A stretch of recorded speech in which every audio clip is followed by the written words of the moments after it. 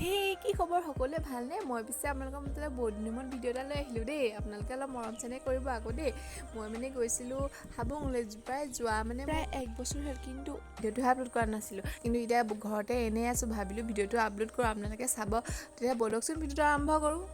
আমি আহি পাই গ'লোহি দেই। ইমান সোনকালে আহিলে যে মানুহ নাই, কিন্তু অলপ পাছত মানুহ হ'ব দেই। চাব দেই 1 ঘণ্টামানৰ পিছত চক এয়া মানুহ দেখিলে নে কিমান মানুহ হৈ গ'ল। আমি মানে সেইদিনা বহুত সোনকালে গ'লোঁ ন, আৰু বৰষুণো দি আছিল, সেইকাৰণে মানুহবিলাক অলপ দেৰিকৈ আহিল।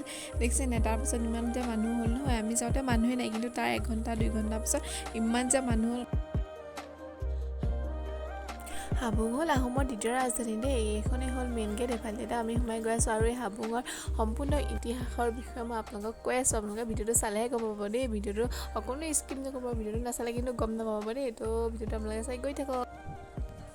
হাবুং শব্দটোৰ অৰ্থ কি বাৰু আপোনালোকে জানেনে? হা মানে হ'ল মাটি, বুং মানে হ'ল খাল বা পুখুৰী, মানে দ সাৰুৱা ঠাইকে হাবুং বুলি কোৱা হয়।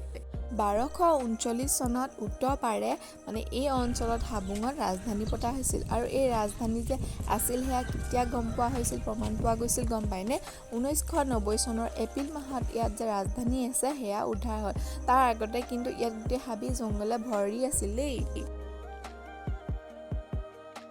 আমি এতিয়া এই মেইন মন্দিৰ ভাগলৈ যাম। ইয়াতে সকলো বস্তু আগবঢ়াই দিয়া হয়, যি অনা হয়, মানে হাঁহ কুকুৰা হাঁহ যোনে যি আনে সেইবিলাক আগবঢ়াই দিয়া হয়।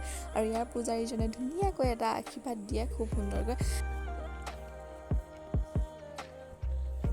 এইবোৰ ড্ৰেগন দেখিছে, ড্ৰেগন হ'ল আহোম ৰজাৰ প্ৰতীক, সেইকাৰণে ড্ৰেগন দিয়া হৈছে।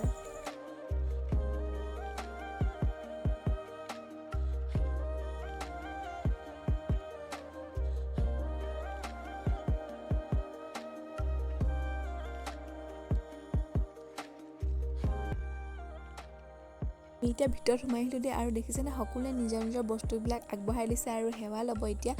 চাওক, মই যেতিয়া সেৱা কৰি আছিলোঁ তেতিয়া ভিডিঅ' লোৱা মানুহ নাছিল ন, ভিডিঅ' কৰিবই নাপালোঁ। আৰু ধুনীয়া এটা আশীৰ্বাদ দিয়ে, সেইটো কিন্তু আপোনালোকক শুনাব নোৱাৰিলে বেয়া নাপাব।